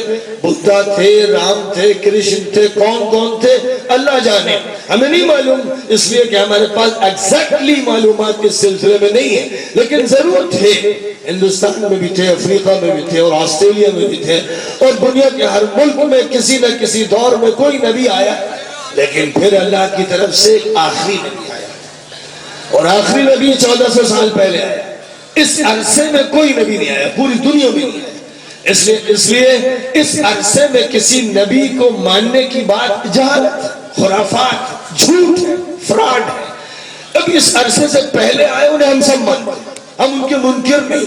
اللہ نے فرمایا منہم من قصصنا علیہ ومنہم من لم نقص علیہ، بہت سو کے واقعات ہم نے بیان کر دیے ہیں اور بہت سو کے واقعات نہیں بیان کیے ہیں، لیکن آئے ہیں ہر علاقے میں، ہر آبادی کو اللہ کی طرف سے مخاطب کیا گیا ہے، انسانوں کو ہدایت سے کسی دور میں محروم نہیں کیا گیا، یہاں تک کہ اللہ کی طرف سے یہ انتظام فرمایا گیا کہ آخری نبی تشریف لے آئیں۔ آخری نبی کو برپا کیا گیا پوری دنیا کے لیے۔ مسلم قوم جو آج کہلاتی ہے، جو کہیں 5%، کہیں 10%، کہیں 20%، کہیں 25%، کہیں کم کہیں بیش، اپنا تعارف اس طرح کراتی ہے کہ بھائی ہم مسلمان ہیں اتنے فیصد، یہ سب بیوقوفی کی بات ہے، فضول بکواس ہے۔ حضور پاک علیہ السلام کی امت پوری دنیا کے انسان آخری نبی کی امت ہے، اور فرمایا حضور پاک علیہ السلام نے کہ میری ساری امت کو نجات ملے گی، جنت ملے گی، ساری امت کو نوازا جائے گا سوائے ان لوگوں کے جو میری بات نہ مانے۔ یوں تقسیم کیا گیا۔ تقسیم یہ ہے، فرمایا کہ میری ساری امت جنت میں جائے گی، کل امتی یدخلون الجنت الا من ابا، انکار کرنے والے نہیں جائیں گے۔ انکار کون کر رہا ہے؟ اذان دی جا رہی ہے، جو نماز پڑھنے نہیں آ رہا وہ انکار کر رہا ہے۔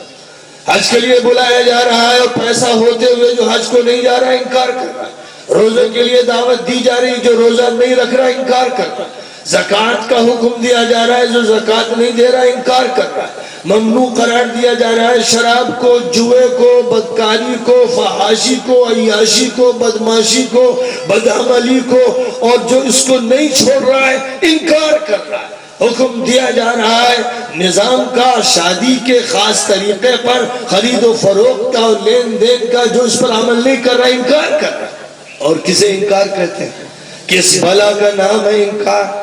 اب جو انکار کر رہا ہے اس کا نام چاہے محمد ہو، چاہے احمد ہو، چاہے عامر ہو، چاہے حلیم ہو، اس کا نام چاہے شانتی پرشاد ہو یا امن پرشاد ہو، اس کا نام چاہے جوزف ہو یا جیکب ہو، اس کا نام کچھ بھی ہو، اگر وہ بات نہیں مان رہا ہے تو وہ دائرے سے خارج، اور اگر بات مان رہا ہے، نام کچھ بھی ہو اور علاقہ کچھ بھی اور رنگ کچھ بھی اور برادری کچھ بھی، تو پھر وہ ماننے والوں میں داخل۔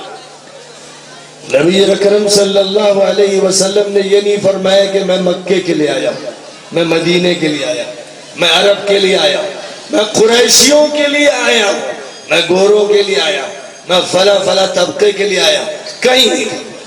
یہ فرمایا کہ میں سارے انسانوں کے لیے آیا ہوں۔ قل یا ایھا الناس، کہہ دو کہ انسانوں، یا ایھا الناس، کہہ دو کہ اے انسانوں، انی رسول اللہ الیکم جمیعا، میں اللہ کا رسول ہوں تم سب کی طرف۔ ہجے کر کے بتا رہا ہوں کہ ہر آدمی کو ترجمہ معلوم ہو جائے۔ قل، کہہ دو، یا ایھا الناس، اے لوگو، او مینکائنڈ، او مانوتا، سن لو، انی، میں، رسول اللہ، اللہ کا رسول، الیکم، تمہاری طرف، جمیعاً، سب کے سب۔ وما ارسلناک الا رحمتا للعالمین، اے نبی ہم نے آپ کو سارے جہانوں، سارے طبقوں، سارے ملکوں، ساری برادریوں، سارے انسانوں کے لیے، جنوں کے لیے ہم نے آپ کو رحمت بنایا۔ وَمَا أَرْسَلْنَاكَ إِلَّا كَافَّةً لِلنَّاسِ بَشِيرًا وَنَذِيرًا، ہم نے آپ کو تمام انسانوں کے لیے بشیر اور نذیر بنایا ہے۔ یعنی جو لوگ بات قبول کریں آپ خوشخبری دیجئے ان کو جنت کی، کامیابی کی، سعادت کی، اور جو نہیں قبول کرتے ہیں ڈرا دیجئے ان کو اللہ کی پکڑ سے، اللہ کے عذاب سے۔ ہم نے بشیر و نذیر بنایا۔ تو اللہ یہ اعلان فرما رہا ہے۔ اب جب اللہ کا یہ اعلان ہے کہ سارے انسانوں کے نبی محمد صلی اللہ علیہ وسلم ہے، تو ہم لوگوں نے گوشت کھانے والوں کا الگ سے نبی چن لیا، ہم نے الگ سے نبی، مسلم قومیت، ایک قومیت اختیار کی گئی۔ قومیت کا کوئی معنی نہیں ہوتے، قومیت پہلے تھی، حضور پاک علیہ السلام سے پہلے قومیت کی بنیاد پر پکارا جاتا تھا۔ کہا حضرت ہود نے قوم عاد سے، یا قوم اعبدوا اللہ ما لکم من الہ غیرہ، اے میری قوم کے لوگوں اللہ کی بندگی کرو، اللہ کے علاوہ کوئی تمہارا معبود نہیں۔ حضرت صالح نے کہا اپنی قوم سمود سے، یا قوم اعبدوا اللہ ما لکم من الہ غیرہ، اے میری قوم کے لوگوں اللہ تعالیٰ کی بندگی کرو، اس کے علاوہ کوئی معبود نہیں ہے۔ حضرت شعیب نے کہا یا قوم اعبدوا اللہ ما لکم من الہ غیر، اے میری قوم کے لوگوں اللہ کی بندگی کرو۔ ہر نبی کہتا رہا میری قوم میری قوم، لیکن نبی نے کیا کہا؟ آخری نبی نے قرآن ہی کے الفاظ میں سنیے، یا ایھا الناس اعبدوا ربکم الذی خلقکم والذین من قبلکم لعلکم تتقون۔ سورہ بقرہ کی آیت کریمہ ہے جس میں یہ فرمایا ہے انسانوں اپنے اس رب اور مالک کی بندگی کرو جس نے تمہیں پیدا کیا، تم سے پہلے جتنے لوگ آئے ان کو پیدا کیا تاکہ تم اس کی پکڑ سے اور عذاب سے بچ سکو۔ اعلان یہ ہو رہا ہے، اور جب یہ اعلان ہو رہا ہے تو پھر مسلمانوں نے تقسیم کیسے کر لیا، مسلمانوں نے الگ الگ فرقوں میں کیسے بانٹ لیا لوگوں کو، مسلمانوں نے آبادی کے تناسب کو اس انداز سے کیوں بیان کیا جس انداز سے انہیں نہیں بیان کرنا چاہیے تھا۔ انہیں تمہیں کہنا چاہیے تھا اے تمام انسانوں تم ہمارے ہو، ہمارے نبی کے ہو، اے تمام انسانوں قرآن تم سے مخاطب ہے، شریعت تمہارے لیے اتاری گئی، شریعت کسی قوم کی نہیں ہے، شریعت کسی برادری کی نہیں ہے، شریعت اللہ کا قانون ہے، ڈیوائن لا ہے فار آل مینکائنڈ، پوری انسانیت کے لیے ڈیوائن لا ہے، یہ اللہ کا قانون ہے۔ اس قانون میں کسی انسان کا دخل نہیں، کسی پارلیمنٹیرین کا، کسی چیف جسٹس کا، کسی مقنن کا، کسی مفکر کا، کسی فلسفر کا دخل نہیں۔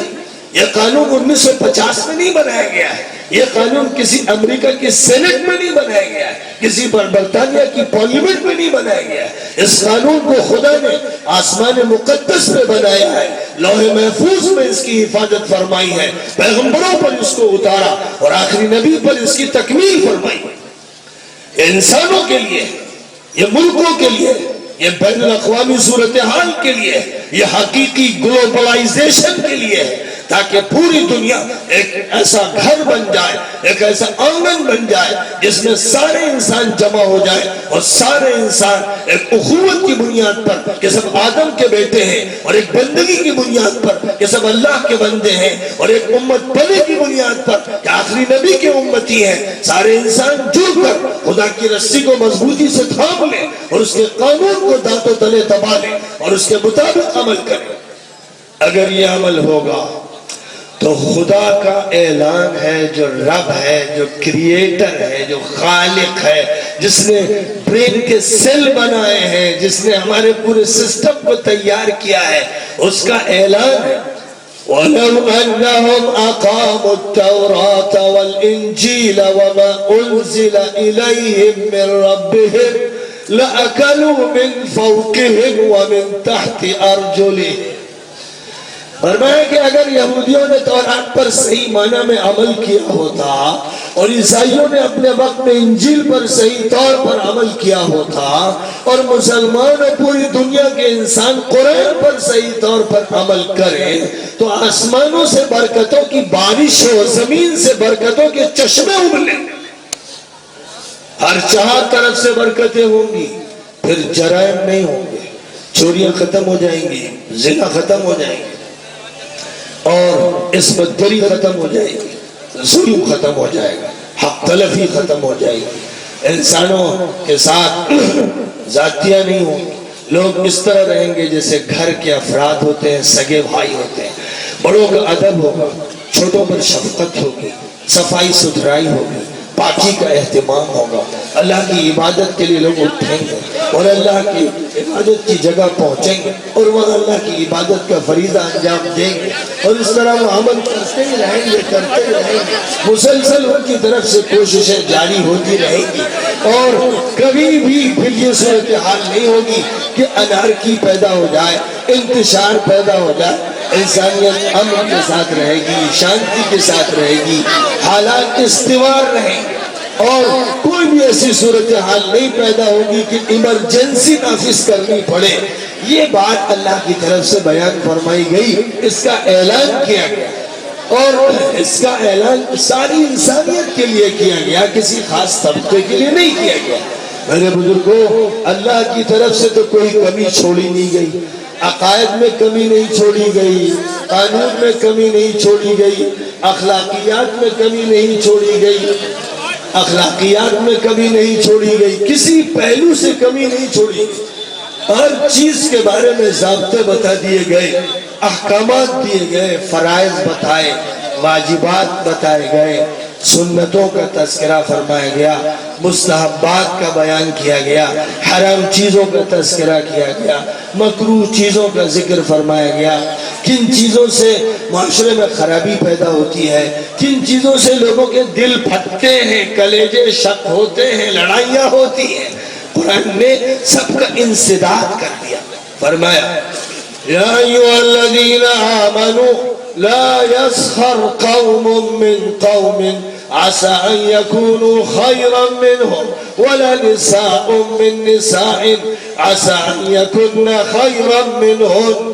اے ایمان والو، تم میں سے کوئی گروہ، کوئی خاندان، کوئی طبقہ کسی دوسرے گروہ یا خاندان یا طبقے یا افراد کا مذاق نہ اڑائے۔ پہلی بات یہی سے باتیں خراب ہوتی ہیں، کسی پر چیٹا کس دیا، پپتی کس دی، مذاق اڑایا، تحقیر کی، کسی کو ذلیل کیا، پگڑی اچھالی، ٹانگ کھینچ دی، غیبتیں کی، چغلیاں کھائیں، اور طرح طرح کے ہتھ کنڈے استعمال کیے، تو نتیجہ اس کا فساد کی شکل میں نکلنا ہی لازمی بات ہے، یہ تو فطرت ہے۔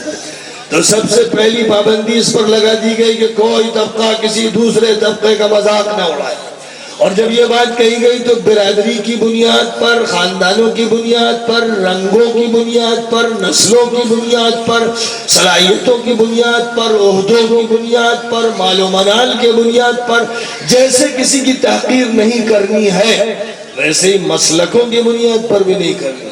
بہت سے لوگ جو ہے دیندار بنتے ہیں تو مسلک کے جھگڑے چھڑتے ہیں، بہت سے لوگ ہیں جو جھگڑے چھڑتے ہیں زمین کے، دکان کے، اور اراضی کے، اور پیسوں کے، اور اس میں سر پھٹاول کرتے ہیں۔ بہت سے لوگ ہیں جو شادی بیاہ کے جھگڑے چھڑتے ہیں، بیوی اور میاں کے درمیان جھگڑے، ٹنٹے، غصہ، اور پھر سر پھٹاول اور طلاقیں، ایک طرف وہ لوگ۔ بہت سے لوگ ہیں جو شراب، جوا کی وجہ سے عداوتیں اختیار کرتے ہیں، دل کینے سے بھرتے ہیں، خاندان تباہ کر دیتے ہیں، اولاد کو برباد کر دیتے ہیں، اپنے گھر کی قسمت پھوڑ دیتے ہیں، عورت کو طلاق دیتے ہیں، شراب نہیں چھوڑتے، شراب کے دیوانے اور پاگل ہیں اور معاشرے کو، گھر کو تباہ کر رہے ہیں۔ بہت سے بدکار ہوتے ہیں، اپنی جنسی ہوس کو روک نہیں پاتے، بری نگاہیں ڈالتے ہیں اپنی بہنوں، اپنی بہووں، اپنی بیٹیوں، اپنے ہی سے تعلق رکھنے والی جو عورتیں ہیں ان کو بری نگاہ سے دیکھ کر اپنے دل کو ناپاک کرتے ہیں،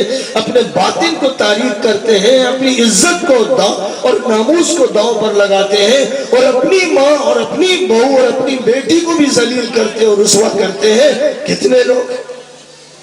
لیکن یہاں پر یہ فرمایا جا رہا ہے کہ کوئی بھی طبقہ، کوئی کوئی خاندان، کوئی فرد، یعنی حنفی کسی اہل حدیث اور اہل حدیث کسی حنفی اور بریلوی اور دیوبندی، کسی بھی طبقے کے درمیان بھی کوئی ایک دوسرے کا مذاق نہ ہو، کوئی تحقیر کا رویہ اختیار نہ کرے، ذلیل کسی کو نہ کرے، جو جس طرح سمجھ رہا ہے اس کے مطابق عمل کر رہا ہے، خدا فیصلہ کرے گا۔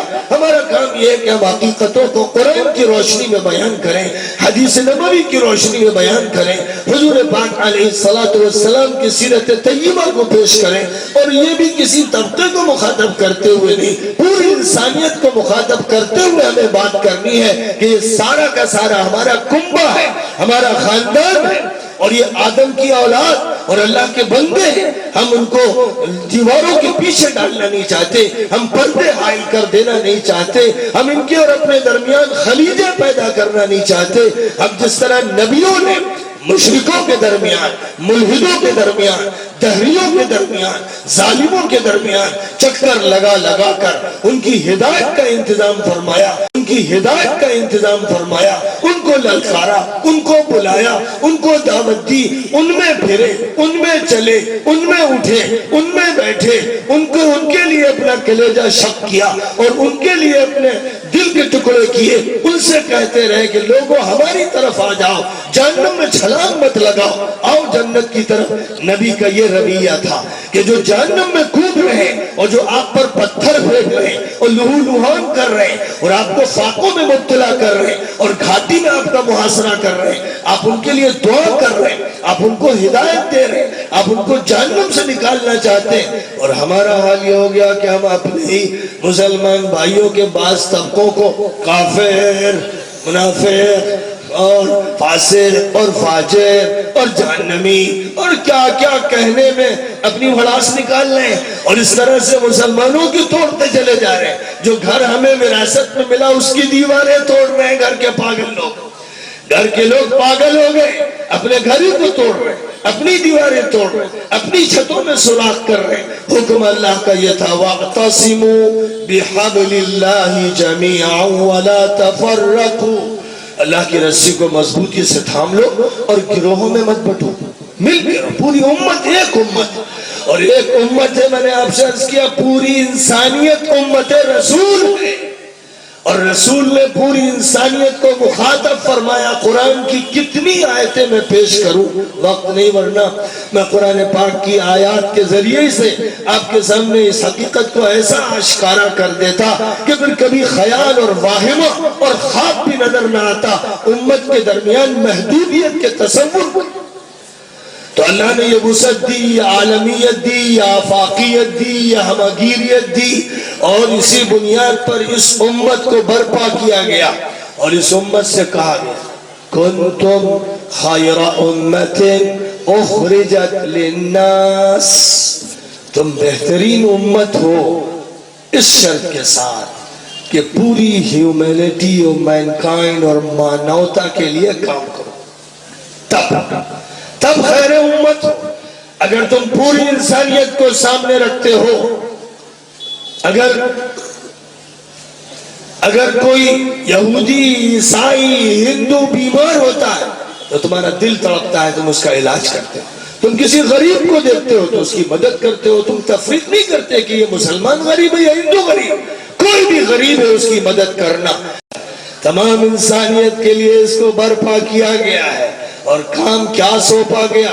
تأمرون بالمعروف وتنہون عن المنکر وتؤمنون باللہ، بھلائیوں کو پھیلاؤ، عام کرو، تلقین کرو، لوگوں کو اچھائیوں کی دعوت دو، لوگوں سے کہو کہ پاک صاف رہو، لوگوں سے کہو کہ نمازی بنو، لوگوں سے کہو کہ روزہ رکھو، لوگوں سے کہو کہ حج کرو، لوگوں سے کہو کہ زکوٰۃ دو، لوگوں سے کہو کہ تعلیم حاصل کرو، لوگوں سے کہو کہ دین کی نشر و اشاعت اور نصرت کے کام میں لگ جاؤ، لوگوں سے کہو کہ ہر پریشان حال کی مدد کرو، لوگوں سے کہو کہ تلاوت کرو، ذکر کرو، تسبیح کرو، تحمید کرو، اللہ کے نغمے گاؤ، گیت گاؤ، اچھی باتیں بتائی جائیں نوجوانوں کو، بچوں کو، بچیوں کو، عورتوں کو، بوڑھوں کو، مردوں کو، ہر طبقے میں ایک صالح تحریک برپا کرنا اس امت کے ذمے کیا گیا۔ وَتَنْهَوْنَ عَنِ الْمُنْكَرِ، برائیوں سے روکو، برائیوں سے روکو جیسے شفیق ماں اپنے بچے کو کسی غلط چیز سے روکتی ہے، زہر سے بچاتی ہے، غلط قسم کی دوا سے دور رکھتی ہے، دوا کو اس کے ہاتھ کی پہنچ سے دور رکھتی ہے، جس طرح اسے فکر ہے ویسے ہی شفیق نبی کو امت کی فکر ہے، اور اس نبی کی اس امت کو فکر ہونی چاہیے پوری انسانیت کی کہ وہ ہر انسان کے کام آئے، ہر شخص کی ضرورت پوری کرے۔ لہذا شرابی کو محبت سے سمجھائے کہ تم اپنی صحت بھی برباد کر رہے ہو، اپنا پیسہ بھی ضائع کر رہے ہو، اپنے گھر کو برباد کر رہے ہو، اپنے بچوں کے مستقبل سے کھیل رہے ہو، اپنی بیوی کو طلاق دینے کی نوبت آ جائے گی، تمہاری ماں ذلیل ہو رہی، تمہارا باپ ذلیل ہو رہا ہے، کیسے انسان ہو، ڈرگس استعمال کرتے ہو، شراب پی تو توبہ کرو، توبہ کرو۔ جواری کو سمجھاؤ کہ جوا کھیل کر اپنے کاروبار کو تباہ کر دو گے، اپنی عقل تباہ کر دو گے، اپنی عزت لٹا دو گے، اپنے خاندان بھی کھیل دو گے۔ عقل سے کام لو، جوا چھوڑ دو، اور سٹا بازی مت کرو، دولت کے ساتھ جو نعمت ہے کھلواڑ مت کرو۔ کہیے ان سب سے کہ جو غلط کام کر رہے ہیں، جو فضول خرچی کر رہے ہیں، شادی میں دھوم دھڑکا کر رہے ہیں، اور یہ نہیں جانتے کہ جو دھوم دھڑکے کی شادیاں ہوتی ہیں طلاق پر ختم ہوتی ہیں، تباہی پر ختم ہوتی ہیں۔ نبی پاک علیہ السلام نے فرمایا تھا کہ افضل النکاح برکۃ ایسرہ مؤونۃ، سب سے زیادہ برکت اس نکاح میں ہوتی ہے، اس شادی میں ہوتی ہے جو سب سے سستا ہے۔ جتنا سستا ہوگا، بغیر خرچ کے نکاح ہوگا، اتنا ہی بابرکت ہوگا، اور جتنا دھوم دھڑکا ہوگا، باجا گاجا ہوگا، جتنا براتیوں کی بھیڑ ہوگی اور جتنے مظاہرے ہوں گے، اتنی بے برکتی طے شدہ ہے۔ اور بے برکتی ہو سکتا ہے 1 سال بعد ظاہر ہو یا 5 سال بعد، بے برکتی ہو سکتا ہے لڑکوں میں ظاہر ہو یا لڑکیوں میں، ہو سکتا ہے بے برکتی دامادوں میں ظاہر ہو یا پوتوں میں اور پوتیوں میں، ہو سکتا ہے بے برکتی ظاہر ہو کاروبار کی تباہی میں۔ لوگ سمجھ نہیں پاتے، سوچتے ہیں ارے میری دکان تباہ ہو گئی، کیوں ہوا؟ پتہ نہیں، ایسا ہوا ویسا ہوا، فلاں نے دکان کھول لی میرے پڑوس میں، میری دکان سے لوگ ادھر ادھر جانے لگے۔ وہ بھول گیا کہ تیرے جو شادی میں فضول خرچی کر کے اللہ کو ناراض کیا تھا، اس کی وجہ سے خدا نے دکان کی برکت اٹھا لی، تیرے کھیت کی برکت چلی گئی، تیرے کاروبار کی برکت چھن گئی۔ یہ ظلم تو نے کیا۔ جس وقت بیڑی سگریٹ پینے والا، شراب پینے والا ڈاکٹر کے پاس جاتا ہے کہ سانس لینا مشکل ہو رہی ہے، پھیپھڑوں پر بڑا اثر ہے، کینسر کا اثر ہے، تو کس کا ظلم ہے یہ؟ کس نے دھواں جھونکا اپنے پھیپھڑوں میں؟ کس نے پھیپھڑوں کو کالا کیا؟ کس نے دھبے لگائے؟ کس نے ڈاٹس پیدا کیے؟ کون کر رہا تھا؟ وہ کون جن تھا؟ کون بھوت تھا؟ وہ تو ہی تو تھا۔ یہ انسان اپنے مستقبل سے کھلواڑ کر رہا، اپنی صحت کا بگاڑ پیدا کر رہا ہے۔ کمپنیاں لکھ رہی کہ ہارمفل، سگریٹ پر لکھا جا رہا ہے اٹ از ہارمفل، اور اس کے بعد اس کا استعمال کر رہا ہے۔ وہ کمپنیاں دھوکے باز اور فراڈی، اور تو بے وقوف اور احمق جانتے ہوئے کہ یہ چیز مضر اور اس کا استعمال کیا جا رہا ہے۔ کیا انسان کے پاس اتنی لاجک نہیں، اتنی منطق نہیں، اتنی سمجھ نہیں ہے؟ یہ پاگل اور کریک ہو گیا کہ یہ سمجھ سکے کہ کون سی چیز مفید اور کون سی چیز مضر، اور خاص طور پر جو چیز آخرت میں مضر، ہمیشہ ہمیشہ کے لیے مضر، اس کو کیسے اختیار کیا جائے گا؟ انسان کی ذمہ داری ہے کہہ دے کہ ہرگز ہرگز میں کسی ایسی چیز کے قریب نہیں پھٹکوں گا جس سے میری آخرت تباہ ہو جائے۔ تو میرے بزرگوں، کام تو اتنا بڑھا دیا گیا تھا، اور اسی کا یہ نتیجہ تھا کہ نبی پاک علیہ السلام مکہ مکرمہ سے مدینہ منورہ منتقل ہوئے، اور مدینہ منورہ میں بھی ایک دن بھی چین سے نہ بیٹھ سکے، ایک رات بھی پوری طرح آرام نہیں فرما سکے۔ پوری انسانیت کی فکر میں ہمیشہ اللہ سے مانگتے رہے، کوشش کرتے رہے کہ ساری انسانیت اور خاص طور پر جزیرۃ العرب کا ہر انسان اللہ کے قریب آ جائے، دوزخ سے بچ جائے، جنت میں داخل ہو جائے۔ اور ساتھ ساتھ قرآن کے ذریعے یہ بشارت بھی سنا دی کہ یہ مسئلہ صرف جزیرۃ العرب کا نہیں ہے، پوری رومن امپائر اور پرشین امپائر بھی اس دین متین کے سامنے گھٹنے ٹیکنے پر مجبور ہو جائے گی، اور یہ دین ان کی اصلاح کا بھی کام کرے گا۔ لہذا نبی پاک علیہ السلام کا وصال ہوتا ہے، اور ابو بکر بیٹھتے ہیں مدینہ منورہ کی خاک پر اور اس کے بعد فیصلہ کرتے ہیں کہ اسامہ لشکر لے کر رومن امپائر جائیں گے، ابو عبیدہ ابن الجراح کو بھیجا جا رہا ہے، خالد ابن الولید کو بھیجا جا رہا ہے، دور فاروقی آتا ہے تو سعد ابن ابی وقاص کو روانہ کیا جا رہا ہے۔ ان سب کو کس لیے روانہ کیا جا رہا ہے؟ اس لیے کہ انسانوں کے دماغوں کو دستک دے، انسانوں کے دلوں کو اپیل کرے، سارے انسانوں سے کہیں کہ ایک مالک، ایک اللہ اور ایک پروردگار کی بندگی کرو، انسانوں کی پوجا مت کرو، مٹی لوہے کی دھاتوں کی پوجا مت کرو، ایک اللہ کو مانو، اس کے سامنے گردن جھکا دو اور اس کی اطاعت کرو۔ اے انسانوں، دنیا کے جکڑ بندیوں سے، ہتھکڑیوں سے اور ہر طرح کی قید و بند سے آزاد ہو جاؤ، میں تمہیں آزادی دینے کے لیے آیا ہوں، میں تمہیں عزت دینے کے لیے آیا ہوں، میں تمہیں اس دنیا کی راحت دینے کے لیے آیا ہوں، میں آخرت کی خوشبختی اور سعادت دینے کے لیے آیا ہوں۔ اے تمام انسانوں، میں اس لیے برپا کیا گیا کہ میرے ذریعے سے حلال معلوم ہو جائے، حرام معلوم ہو جائے، طیبات لوگوں کو مل جائیں، خبیث چیزیں دور کر دی جائیں۔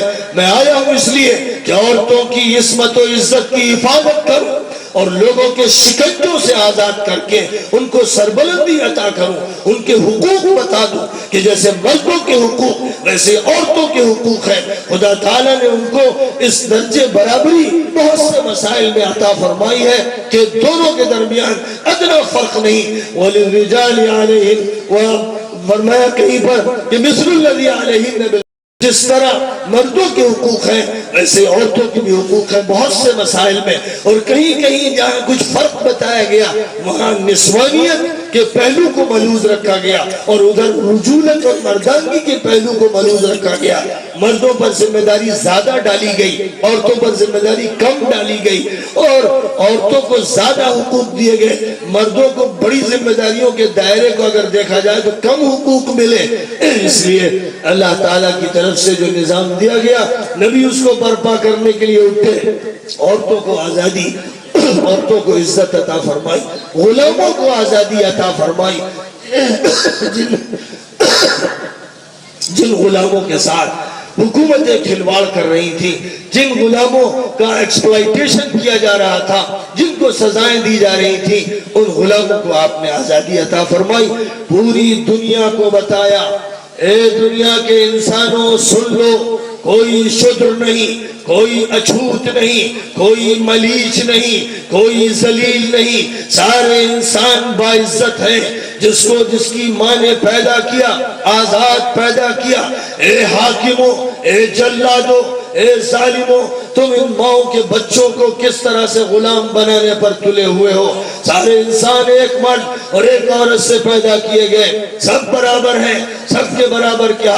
کسی گورے کو کسی کالے پر فضیلت حاصل نہیں، کسی عربی کو کسی عجمی پر فضیلت حاصل نہیں۔ یہ ہے وہ حقیقت جس کو قرآن پاک نے کھول کھول کر بیان کیا، اور یہ ہے وہ حقیقت جس کو نبی پاک علیہ السلام نے بیان فرمایا۔ عرفات کے میدان میں اس کے اعلانات فرمائے تاکہ انسانیت کو ایک ایسا سبق ملے، ایک ایسی عالمی شریعت مل جائے، ایک ایسا ہمگیر قانون مل جائے جس کی دعوت لے کر پھر لوگ چلے اور سب کے لیے دسترخوان بچھائیں۔ آج جب ہم مسائل کی بات کرتے ہیں، کبھی کبھی ہندو مسلم، کبھی سکھ اور مسلم یا ہندو، اور کبھی فلاں فلاں طبقوں کی لڑائیاں، یہ ساری لڑائیاں شیطانوں کے کرشمے ہیں، یہ ساری لڑائیاں ظالم حکمرانوں اور سیاستدان عیاروں کے فتنے ہیں۔ چاہیے اہل اسلام کو کہ پوری طاقت کے ساتھ وحدت انسانی کی دعوت دیں اور تمام انسانوں کو اس پلیٹ فارم پر جمع کر کے خدمت کا مزاج پیدا کریں اور دعوت حق کو تمام انسانوں تک پہنچا دیں، اور نبی کا تعارف ہر انسان کو کرا دیں، اور اللہ کی معرفت ہر دل و دماغ میں ڈال دیں، اور تمام انسانوں کو فکر آخرت عطا کر کے دنیا کی تمام طرح کی مادی ترغیبات سے بلند کر دیں۔ یہ وہ دعوت ہے جو مسلمانوں کو دی گئی۔ کاش کہ مسلمان اپنے منصب کو سمجھیں اور اس منصب کے لیے اٹھیں، اس کام کو لے کر آگے بڑھیں۔ اگر یہ کام کریں گے تو انشاءاللہ چھوٹی موٹی باتوں کی تو کوئی حیثیت نہیں، دنیا کے بڑے بڑے فتنے سر کر لیے جائیں گے، اور احقاق حق انبیاء کرام کے طریق پر وضاحت کے ساتھ ہو جائے گا، اور پھر دنیا کے لاکھوں انسان اس طرح اس دین متین کو قبول کریں گے جیسے پچھلی صدیوں میں اللہ تعالیٰ نے جب اپنے بندوں سے کام لیا تو جھوک در جھوک انسان اس دین برحق میں داخل ہوتے چلے گئے۔ اللہ تعالیٰ اپنے فضل و کرم سے ہم سب کو وہ دن عطا فرمائے اور ہم سب کو اس خدمت کے لیے قبول فرما لے، ہمیں دین کا فہم بھی حاصل ہو اور دین کا عمل بھی حاصل ہو۔ وآخر دعوانا ان الحمدللہ۔